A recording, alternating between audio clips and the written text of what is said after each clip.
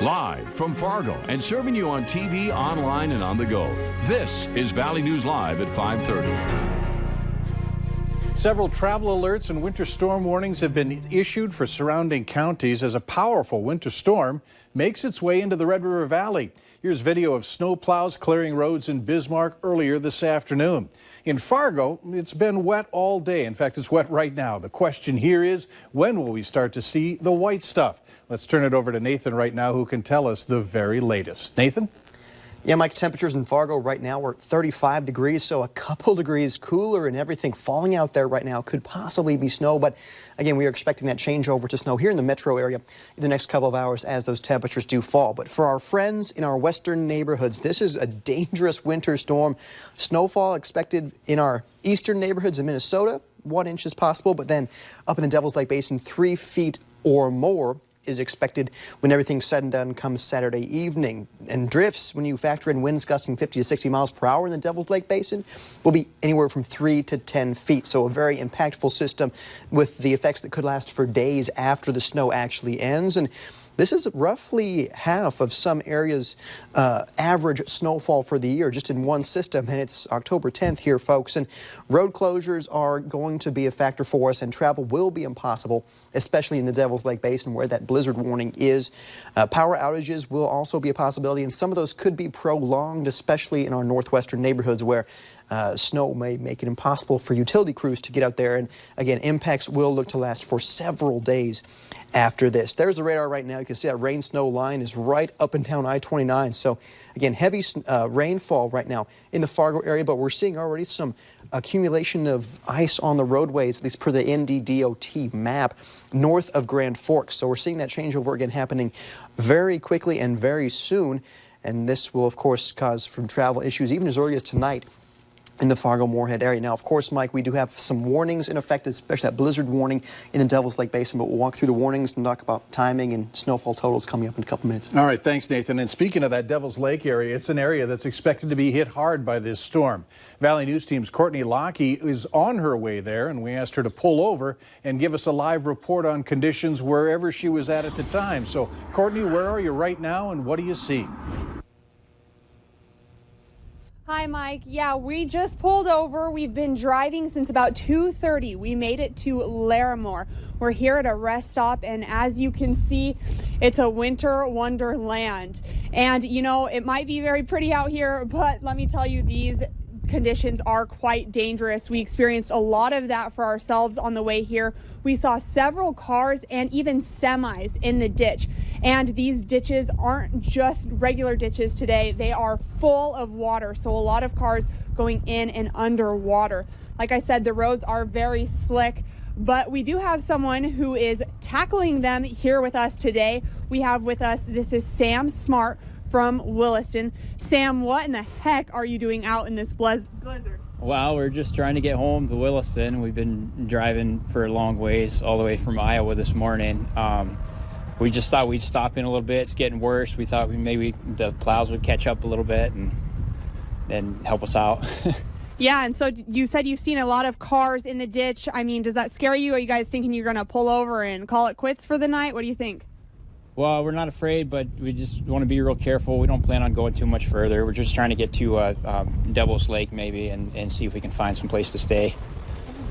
Okay, well, that's where we're headed as well. Looks like we've got quite the trip ahead of us. So hopefully you drive safe out there, Sam, and hopefully everybody else is staying safe out there. But for now, we'll go ahead and toss it back to you guys in that warm studio. Reporting live in Larimore, Courtney Lockey, Valley News Live. All right, thanks, Courtney. And you can stay up to date as the storm rolls through by downloading the Valley News Live News app. You'll get breaking news alerts, school closings, the latest weather and headlines, all for free.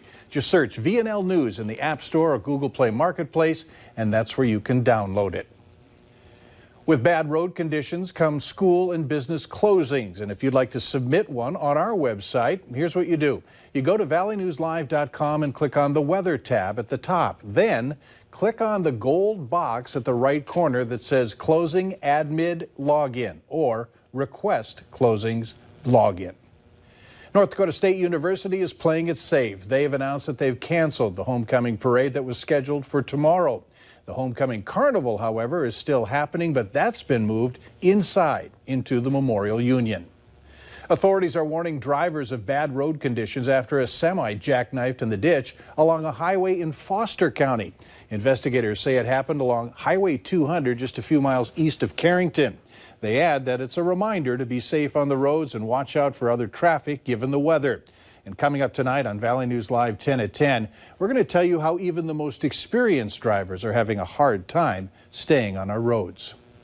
Brown County investigators in South Dakota are trying to locate a single-engine plane reported missing after failing to arrive at the airport in Oaks, North Dakota. Authorities say that the single-engine Cessna departed from Aberdeen sometime last night, headed for Oaks. Anyone who may have information is asked to call the phone number right there at the bottom of your screen. It's 605-626-7911. A man is recovering after accidentally shooting himself in the leg at a Grand Forks post office. It happened around 2 this afternoon. When officers arrived on scene, they found the man in his 30s with a wound to his leg from a 9mm pistol. He was taken to the hospital for care. A 39-year-old man is in jail after leading police on a chase and going the wrong way on a Minnesota state highway. Clay County deputies say they attempted to stop the swerving vehicle along Highway 9, but the driver refused to pull over. And at one point, speeds reached 85 miles per hour, and they were headed in the wrong way along westbound Highway 10. Deputies used a pit maneuver to stop the car and made the arrest near Glendon. 39-year-old Seferino Villarreal Jr. is facing charges of DWI, open container, reckless driving, and fleeing in a motor vehicle. This cat behind me is one of 15 cats rescued from a hoarding situation earlier this year. His story is becoming all too familiar in Fargo. In August, 30 cats were rescued from a hot van. Just last week, another 20 cats were discovered inside an apartment. Valley News Team's Veronica Marshall talks with experts on stopping animal hoarders and protecting cats like this. This is Valentino. Because of his time with a hoarder, he has a viral infection in his eye that will never fully heal. He also has to be on a special diet, and he takes medication for anxiety. Medical problems like these are common for cats coming out of hoarding situations. They often tend to be sick because they're not getting the health care they need, or just the living conditions they in are often deplorable. A lot of them end up with like upper respiratory infections, so they're not doing well. And our local shelters are filling up with more hoarders' pets like Valentino. Last week, another hoarding situation added 20 more cats to the mix. Thanks to foster families, where we're able to make room for the cats recently, but it's always something that we struggle with because no matter how much space you have, when you get a large number of cats coming at once, it always puts a strain on those resources. But the problem doesn't end there, because rescuers say when all of a hoarder's animals are taken away, they just find new ones. And that's the case with Tamara Fisher. She's currently facing an animal neglect charge in Cass County after officers rescued 30 cats from her van back in August. Now, I'm told she already has 4 or 5 new cats in her van, and legally, there's nothing wrong with that. The civil process can really only reach animals that have already been seized by law enforcement. But there are ways to stop hoarders from reoffending. To prevent more situations like Valentino's, experts say it takes building relationships, not more legislation. So they try to work with them to say, okay, let's find new homes for a couple of these cats or dogs, and then they follow up with them the next week. Relationships are where it's at in mental health care. That way, cats like Valentino can have happier and healthier lives. In Fargo, Veronica Marshall, Valley News Live. Law enforcement say that there are certain situations like the Fisher case where all of the animals needed to be removed at once because of immediate health and safety concerns. Alarming news involving a Fargo elementary student who was caught vaping. The data became available to us after we submitted an opens records request into a number of students caught vaping or with vaping material within Fargo Public Schools. There's been a gradual increase from the 2017-2018 school year to the current year, with the number of students caught doubling in a year. In 2017-2018, 9 students in middle school, 23 in high school were busted with vaping products. That increased for the 2018-2019 school year, with 15 middle school students and 44 in high school caught vaping.